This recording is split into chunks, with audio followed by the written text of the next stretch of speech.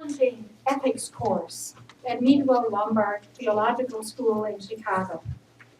Post-colonial ethics included studying many faiths and cultures and their take on ethics. The field of ethics basically challenges us to find a sense of our values and right action which is based on our beliefs. It does not matter as much where you come from and what your faith is. It matters what you do about it.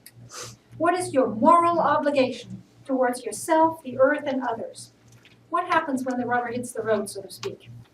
How does your faith and background affect your values and how you live? This was the most challenging course I have ever taken.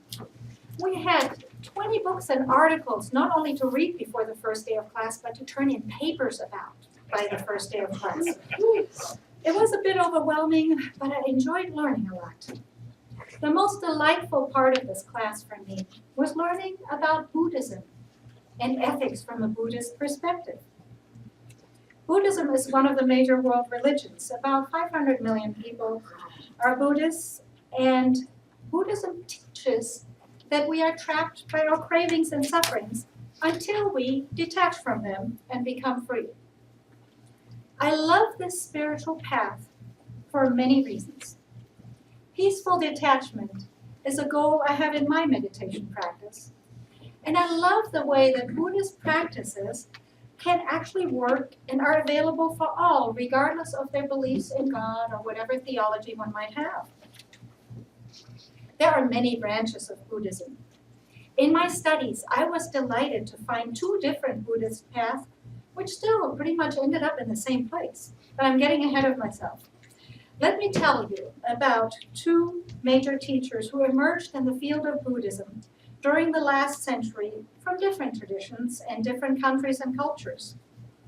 Both Thich Nhat Hanh and His Holiness the Dalai Lama have impacted Buddhist communities as well as secular Eastern and Western world, and have developed a sense of living ethically and compassionately, which Thich Nhat Hanh calls engaged Buddhism. Before we delve into their theologies, views, and beliefs and ethics, let me introduce you to these inspiring guys. Thich Nhat Hanh was born in 1926 in Vietnam. He joined a Zen Buddhist monastery at age 16 and ended up becoming the most influential leader in Zen Buddhism in recent years. His country was largely destroyed by the Vietnam War over many years, and many of his fellow citizens and even friends and close co-workers died, and others were uprooted and displaced. He decided to do something about it. He focused on education and social service interventions, mobilizing people to teach youth and become involved in change. In 1960, he founded the School of Youth for Social Services in Saigon. This grassroots organization rebuilt bombed villages, set up schools, established medical centers, resettled families left homeless during the Vietnam War. He came to the US and studied at Princeton. Then he traveled extensively, speaking out for the need for peace and urging the US government to withdraw from Vietnam. This was quite revolutionary, since many Buddhists withdraw from the world, and especially from political conflict, as part of their spiritual practice. Thich Nhat Hanh sees social and political activism as an integral and essential part of his spiritual practice. The Vietnam government did not appreciate his political involvement, however, and he was not allowed to return to his country, even after the war ended. The exile was a source of deep pain for him.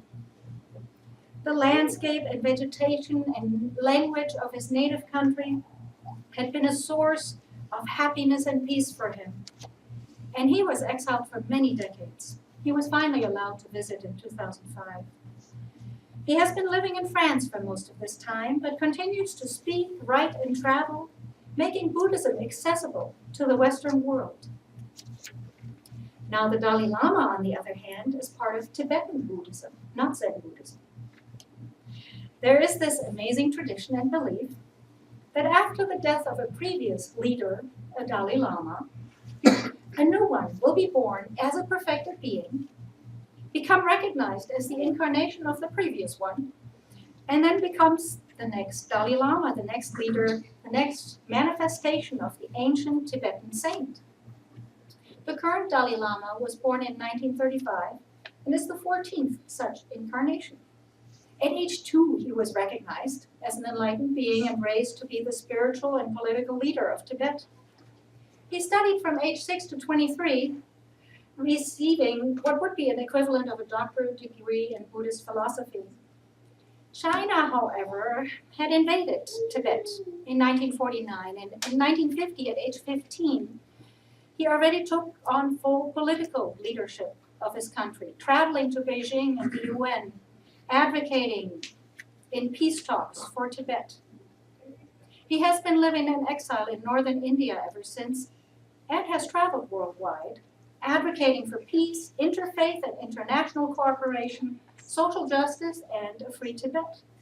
Even from exile, he was able to establish major political reforms for Tibet. He established a constitution with human rights and guidelines for transitional government once Tibet is free. He is a social rights advocate, much like Thich Nhat Hanh. Despite their differences, it's easy to see the commonalities between these two great men. Both the Dalai Lama and Thich Nhat Hanh were born in Asia, into countries which soon became entangled in major military conflicts. Both were exiled from their homeland, which caused both of them intense suffering and pain. While many Buddhist paths and teachings would suggest that the goal in life is to move beyond the experience of pain and suffering, both of these Buddhist leaders actually embrace suffering and emotions. And I found a deeper sense of compassion through suffering, and because of this suffering, rather than despite of it. They have then found that this empathy and compassion they gained from suffering is the basis of a sense of interconnectedness with other living beings and the foundation of their ethics. I found this to be very inspiring and enlightening, and chose to study it in more detail. While sharing many commonalities, it is worth a closer look at each of these spiritual leaders to see the main focus of their teaching, practices, beliefs, and how it affects their ethics. The Dalai Lama wrote a book specifically about Buddhist ethics called Ethics for the New Millennium. He first wonders, what's the foundation of ethics anyway? What do all human beings have in common? What is the foundation of our values and our human rights? He came up with a simple answer.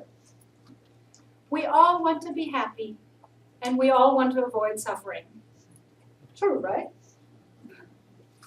So, since this is a shared value, he proclaims it to be the basis of human rights and foundation of any ethical behavior. Based on this guideline, everyone has a right to pursue the goal of being happy and avoiding suffering. Ethical behavior, therefore, is that which does not interfere with others in their attempts to be happy and not suffer. One might assume this would be easier for people in wealthy countries. He observes, however, that ironically, people in developed countries are often less happy and more anxious due to a drive to get more of whatever they have and want more of. This craving, this unquenchable thirst for more interferes with our natural desire for happiness and causes unnecessary inner unhappiness. This inner suffering, according to the Dalai Lama, is related to distorted values and confused priorities. He then proceeds to lay out the basis of healthy human happiness and the basis of our ability to pursue this in an ethical context. First of all, the happiness of other people is not separated or unrelated to our own, but is actually interrelated and interdependent. For us to be happy, those in our environments also need a level of happiness and satisfaction with life. Have you ever been in a room with somebody who was severely unhappy or angry? How relaxed and happy were you, huh? See what I mean? The same is true for the larger environment, even our planet. Living selfishly just for our own happiness at the expense of others, therefore, doesn't work. If you are unhappy, my happiness is automatically diminished. We cannot go for a win-lose here, where you lose and you're unhappy and I win and I'm happy. That won't work. It has to be a win-win. Only when all are allowed to pursue happiness is my happiness complete. Another important distinction is about the kind of happiness we seek. Superficial happiness based on temporary satisfaction of the senses simply doesn't work and doesn't last. True happiness comes from within. It's not about immediate gratification of the senses. It comes from within and flourishes in an environment where the happiness of others is valued and allowed. True happiness manifests as inner peace. Inner peace. So how do we get there? I'll summarize. 1, find a spiritual practice of any religion, philosophy, or spirituality that allows you to connect with your own inner love and compassion.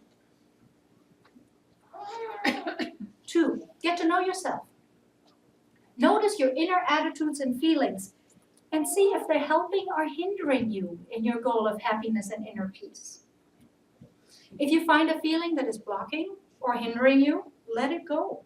The Dalai Lama calls these afflicted feelings, afflicted emotions, and says they can cause reactivity and keep us from acting out of our natural state of love and compassion and our true ethics and values. Accept what you cannot change, change what you can. Now this sounds a lot like 12-step wisdom, doesn't it, from recovery literature. The Serenity Prayer summarizes it this way. God, grant me the serenity to accept the things I cannot change, the courage to change the things I can, and the wisdom to know the difference. The Dalai Lama says something very similar, explaining that, of course, if we invest all our time and energy into trying to move the immovable object, we will become more and more frustrated, gaining afflicted emotions, moving further away from happiness and inner peace. And of course, it is our job to change what we actually can, rather than sit in useless suffering that could be amended like that. So, accept what you cannot change, change what you can. 4, move towards a sense of universal responsibility, seeing the commonality in all living beings, and accepting the diversity in which they present and live. In the Hebrew scriptures, we find the question, am I my brother's keeper? The Dalai Lama answers this in the affirmative. You bet you are. Very clearly, he says, we have a duty to care for each member in our society, in our world. Number 5, live in gratitude and let your natural inner state of love and compassion guide you. That'll take some transformation, but you can get there. Keep choosing gratitude. Keep going for love and compassion. So the Tibetan Buddhist Dalai Lama focused on a very conscious, contemplative process. We develop a desire for happiness and compassion for all. We deal with our feelings and attitudes, and through restraint and virtues, we value all beings, and then act ethically for all. What then does the Zen Buddhist Thich Nhat Hanh believe? He focuses on the moment of now as the path to inner peace. Mindfulness is his key, returning again and again to this very moment, to the very action, finding deep peace and joy in the middle of one's present circumstances, no matter what they may be and what the outer appearance of those circumstances may be. Moving beyond dualism, by avoiding judgment of any moment as good or bad, pleasant or unpleasant, allows for a deep sense of presence in which Thich Nhat Hanh arrives at the same goal. He states, as soon as you see that the person you call an enemy is also suffering. You will be ready to love and accept him. The practice of mindfulness lets love grow and encompass all of humanity, the planet we live on, and all of its creatures. Transformation happens on this Buddhist path as well, though with less mental contemplation and anguish. When speaking of our interconnectedness, Thich Nhat Hanh simply uses the term to interbe. He even created the order of interbeing in 1966. He states that to be is to interbe. You cannot just be yourself alone. You have to be with every other thing. Take this piece of paper, for instance. What is it? If we really focus on it, it is the trees that it was made out of, and the earth in which they grew and thrived, and the water which watered the trees and let them grow, and the animals which lived on and around the trees, and the people who gathered in their shade, and the people who then harvested and processed the tree, and the water and fuel that was used in processing and transporting, all the people and their families who were involved in manufacturing and marketing and selling this paper, they're all right here. When we're truly present and really see this paper, we see the world, all of nature, and all of the creatures in it, right in that instant. We are connected. We are instantly connected to all other life. This awareness and experience of not just coexistence or interdependence, but joint existence emerges naturally out of our sense of being once we practice mindfulness. Thich Nhat Hanh would advise us to not just think and contemplate, like the Dalai Lama would say, but actually honors followers when they stop thinking and again return to the very moment. Stop analyzing, just be and notice what you're doing and experience it. Don't just sit there in your chairs. Feel yourself and experience yourself sitting in your chairs. Don't just breathe. Notice that you are breathing and experience each breath. Be mindful of all you do and experience, fully present in the moment, connected to all. This will cause inner peace and acts of compassion, and the pursuit of justice will follow.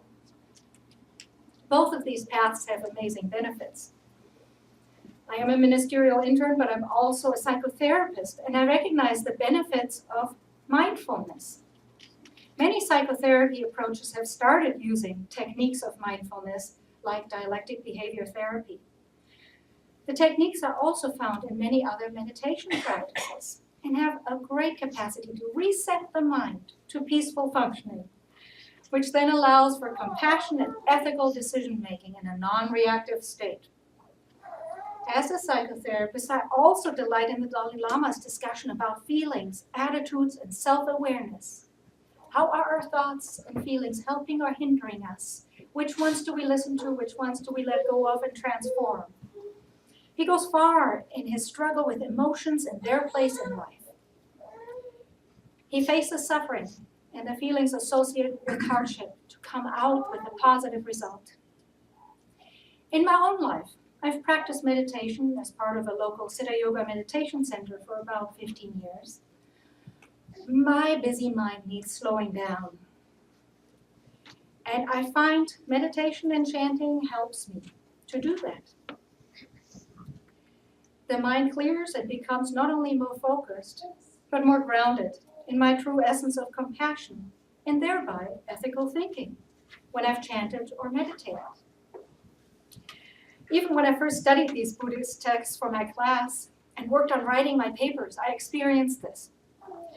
You see, this past January, I rented a room in Chicago for the classes I was taking there from a very quirky, odd lady who liked to rant and rave about the government and conspiracies, and it was all the Democrats' fault. And she would rant and rave out loud. Even if I went to my room, I would hear her on the phone going on about her pet peeves loudly. And here I was trying to study Buddhism. That made it challenging. I needed to read these books and write these papers. So I did my morning chanting practice. And after that, my mind calmed, and I could tune her out, and I could read and thoroughly appreciate and love these books, and write my papers and get them in on time. Spiritual practices matter. Whether we analyze our attitudes and feelings and then consciously choose those which are helpful and let go of those which hinder us, like the Dalai Lama, or whether we practice mindfulness and experience interbeing like Thich Nhat Hanh, the result is the same.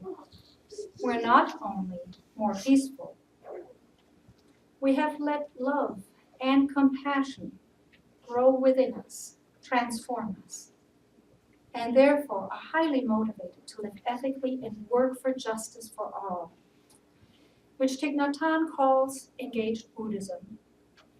Some of us call it Unitarian Universalism.